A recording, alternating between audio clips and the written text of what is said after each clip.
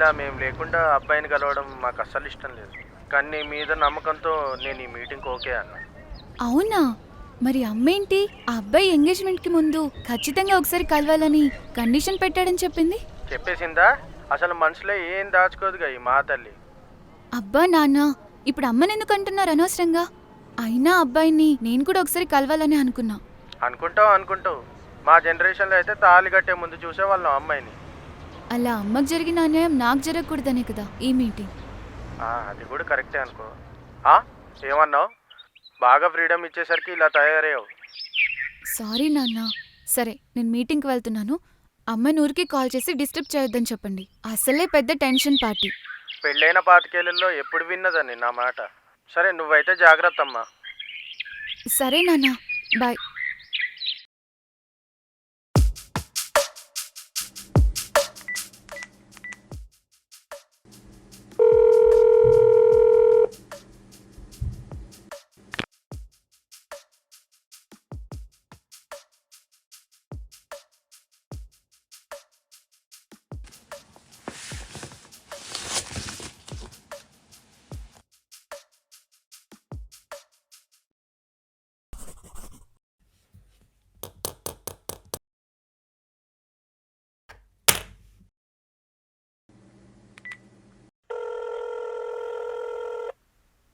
అతనింకా రాలేదే. ఎవరే? పెళ్లి కొడుకు. ఇందాక చెప్పా కదే కాల్లో నీకు. ఓ సారీ, మూవీ చూస్తూ మర్చిపోయా. చెప్పు, ఏమైంది అసలు? ఏమవ్వడమేంటి? నువ్వు చెప్పినట్టే 10 క్వశ్చన్స్ ప్రిపేర్ చేసి పెట్టుకున్నా. మరేమైంది? నేనొచ్చి 45 మినిట్స్ అవుతుంది. తనకు లేట్ అవుతుందేమో అని కాల్ చేశా. కాల్ కట్ చేస్తున్నాడు. సరే అని మెసేజ్ చేస్తే చూసి కూడా రిప్లై ఇవ్వట్లేదు. కొంపతీసి నన్ను దూరం నుంచి చూసి వెనక్కి తిరిగి వెళ్ళిపోయాడంటావా? లేదంటే సంబంధం క్యాన్సిల్ అయిందంటావా కట్నం గురించి? లేదంటే దారి మధ్యలో యాక్సిడెంట్ అయింటుంది అతనికి? తల్లి సూర్యకాంతం శాంతం. పాయింట్ 1, నిన్ను చూసి ఎవడే రిటర్న్ పోయేది? నీ మ్యాచ్ రావడమే వాళ్ళకి ఇండియా వరల్డ్ కప్ కొట్టినంత అచీవ్మెంట్. అది కూడా నిజమే అనుకో. పాయింట్ 2, నిజంగానే కట్నం గురించి క్లాష్ వచ్చుంటే? క్లాష్ వచ్చుంటే? మీ నాన్న ఈపాటికి కాల్ చేసి నీకు వచ్చేమనేవాడు కదా. అవును కదా. పాయింట్ 3, అతనికి యాక్సిడెంట్ అయ్యి ఉంటే నీ కాల్స్ ఎలా కట్ చేస్తాడు, మెసేజెస్ ఎలా చూస్తాడు? నేనే అనవసరంగా ఎక్కువగా ఆలోచిస్తున్నానంటావా? నువ్వు అసలు ఆలోచనే చేయట్లేదంటున్నా. తనొచ్చినట్టున్నాడే. నేను మళ్ళీ కాల్ చేస్తా, ఓకేనా? క్వశ్చన్స్ అడగడం మర్చిపోకు. సరే సరే, బాయ్.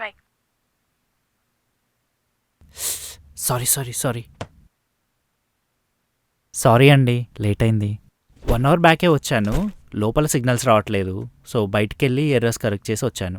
పర్లేదులేండి, నాకు ప్రిపేర్ అవ్వడానికి కొంచెం టైం దొరికింది. ఎగ్జామ్స్ ఏమైనా ప్రిపేర్ అవుతున్నారా? ఐ మీన్, ఈ పెళ్లి చూపుల కోసం కొన్ని క్వశ్చన్స్ ప్రిపేర్ చేసుకున్నా, ఎస్పెషల్లీ మీకోసమే. ఓ నైస్. హాయ్ అన్నా, చాలా డేస్ తర్వాత వస్తున్నావు. ఇక్కడికి రెగ్యులర్గా వస్తుంటారా? అబ్బో, చాలా రెగ్యులర్. ఒకరోజు అయితే 2 పెళ్లి చూపులు. ఇక్కడే ఇదే టేబుల్ నేనే సర్వ్ చేసిన కదన్నా. అయితే ఇక్కడ ఏ ఫుడ్ బాగుంటుంది? ఏమో అండి, అదే చూస్తున్నా. చా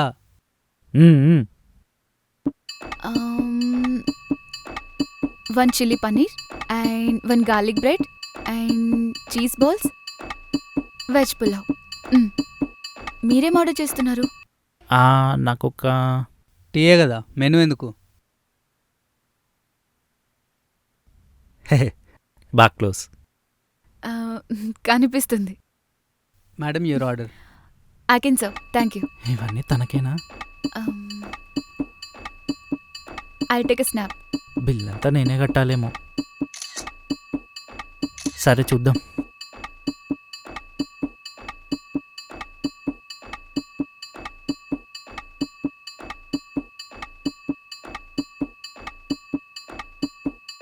ఇంత తింటున్నా సన్నగానే ఉందంటే గ్రేటే. Madam, coffee. ఇంకేమైనా కావాలా? ఏమైనా కావాల్స్తే పిలుస్తా పో. కాఫీ తాగండి. మళ్ళీ కోల్డ్ అయితే కోల్డ్ కాఫీ అని చెప్పి ఎక్కువ ఛార్జ్ చేస్తారు. మీ బ్యాంగిల్ ఏదో బాగుందండి, చూడొచ్చా?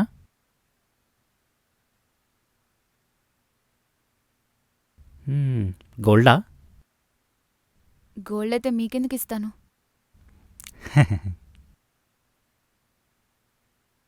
మీకు ఈ మ్యారేజ్ సడన్గా ఫిక్స్ అయింది కదా? అవును. మీకెలా తెలుసు? మీరు ఇంత టెన్షన్ పడుతుంటే అర్థమవుతుంది. నేను మా నాన్నతో చెప్పాను, ఈ మీటింగ్ అయ్యాకే నేను ఎస్ఆర్నో చెప్తానని. అవును, మీరు ఈ మ్యాచ్ మీద హై ఎక్స్పెక్టేషన్స్ ఏం పెట్టుకోలేదు కదా? అస్సలు లేదు. అమ్మయ్యా, ఇప్పుడు నేను డీప్ బ్రీత్ తీసుకున్నానండి. ఇప్పుడు మనం ఫ్రీగా మాట్లాడుకోవచ్చు. నో టెన్షన్, నో ప్రెషర్ అండి.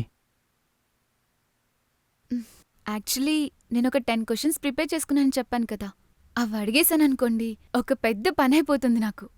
10 కాకపోతే 25 అడగండి, టాప్ మార్క్స్ కొడతా. కొంచెం ఓవర్ చేస్తున్నానా? కొంచెం. సారీ. మీరు ఏం జాబ్ చేస్తుంటారు? Senior data analyst. ఓకే, మీ శాలరీ ప్యాకేజ్ ఎంత? ప్యాకేజ్ ఆఫ్ ద డెగెట్ 36 LPA CTC. అవును, మీకు కారుందా? ఉంది, ఎందుకు లేదు. రక్తాన్ని దోమ తాగినట్టు పెట్రోల్ రూపంలో తాగుతుంది. ఇంత ఎక్స్ప్లెనేషన్ కాకుండా జస్ట్ ఎస్ఆర్నో చెప్పండి చాలు. Okay. Own house, lands and properties లాంటివి ఏమైనా ఉన్నాయా? లోన్ తీసుకొని ఒక 3 BHK ఫ్లాట్ తీసుకున్నానండి, అదొకటే ఉంది. ఓకే.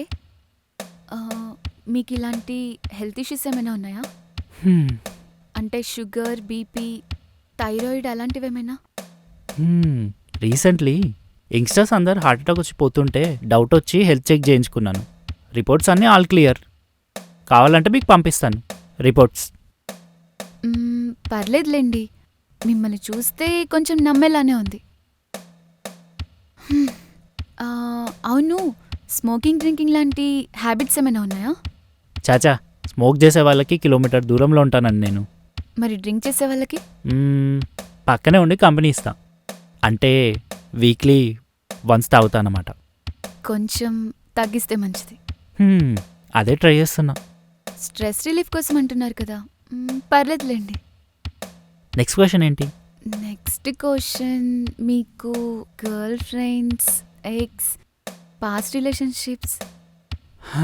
స్కూల్ నుంచి కాలేజ్ వరకు ఆల్ బాయ్సే అండి. సో రిలేషన్షిప్, గర్ల్ ఫ్రెండ్స్కి నో ఛాన్స్. ఇప్పుడు అడగబోయేది చాలా పర్సనల్ క్వశ్చన్. మీరేమనుకోనంటేనే అడుగుతాను. పర్లేదండి, అడిగేసేయండి. అంటే మీరు నిజంగా ఏమనుకోకూడదు మరి. అస్సలు అనుకోను, అడగండి. మళ్ళీ అడిగాక మీరు ఫీల్ అవ్వద్దు. అడగండి.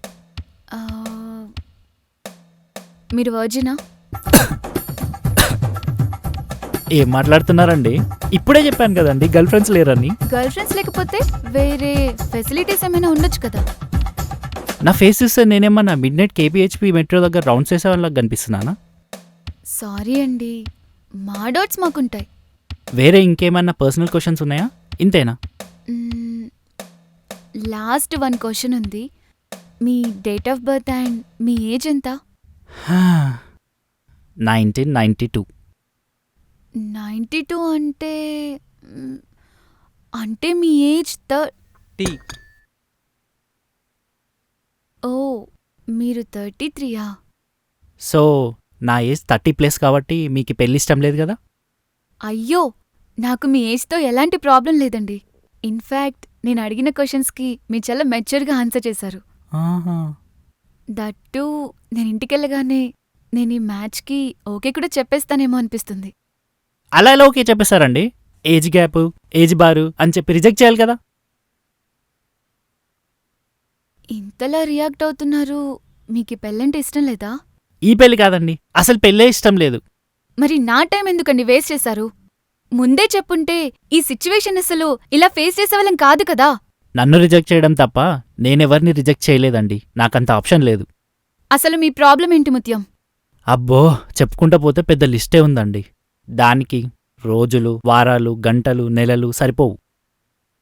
డైలీ సీరియల్లా కాకుండా షార్ట్గా, షార్ట్ స్టోరీలా చెప్పండి. స్కూల్ నుంచి కాలేజ్ వరకు పర్సనల్ లైఫ్ సాక్రిఫైస్ చేసి మంచి మార్క్స్ తెచ్చుకొని, మంచి జాబ్ తెచ్చుకొని, నాన్నకున్న అప్పులు తీర్చి, అమ్మకు కొంచెం బంగారం కొనిచ్చి, నా ఫస్ట్ పెళ్లి చూపులకు వెళ్తే అమ్మాయికి నాకు సేమ్ శాలరీ అని చెప్పి రిజెక్ట్ చేశారు. నెక్స్ట్ టైం వెళ్తే కార్ లేదని రిజెక్ట్ చేశారు. ఈసారి కార్ తీసుకొని వెళ్తే ఇల్లు లేదని రిజెక్ట్ చేశారు. ఈసారి ఇల్లు తీసుకొని వెళ్తే నీ ఏజ్ 30+ అని రిజెక్ట్ చేశారు. అందుకే అండి నాకు ఈ పెళ్లి మీద ఇంట్రెస్ట్ మొత్తం పోయింది. హా, ముందు ఆ కార్ అమ్మేస్తా అండి. నాకు బస్సు మెట్రోనే కంఫర్ట్. కానీ మీ సిచ్యువేషన్ అర్థం చేసుకునే అమ్మాయి వస్తే మీకు ఓకే కదా? నా 30 years లైఫ్లో నేను ఎంజాయ్ చేసింది ఎప్పుడు లేదండి. ఏదో వీకెండ్లో దాగి పెయిన్ నమ్ చేసుకోవడం తప్ప పెయిన్ మాత్రం పోవట్లేదు. ఇప్పుడు పెళ్ళి అంటే మళ్ళీ నెక్స్ట్ 30 years కష్టపడాలి. అది నా వల్ల కాదు. ఇంకెప్పుడు నేను లైఫ్ ఎంజాయ్ చేసేది? పార్ట్నర్తో షేర్ చేసుకుంటే మీకు బర్డెన్ కూడా ఏమి ఉండదు కదా? అలసిపోయిన లైఫ్ అండి. వేరే వాళ్ళు నా లైఫ్లోకి వచ్చి అడ్జస్ట్ అవ్వడం నాకు ఇష్టం లేదండి. మీ ప్రపంచంలోకి ఒకరు రాకముందే మీరు డోర్స్ క్లోజ్ చేస్తున్నారండి. నా ప్రపంచం వేరు, మీ ప్రపంచం వేరండి. మేము ఆర్డర్ చేసే ముందు ఫుడ్ పేరుతో పాటు దాని ప్రైస్ కూడా చూస్తాం. మీరు ఫుడ్ మాత్రమే చూస్తారు. మనకు సెట్ అవ్వదండి. Anyway, all the best.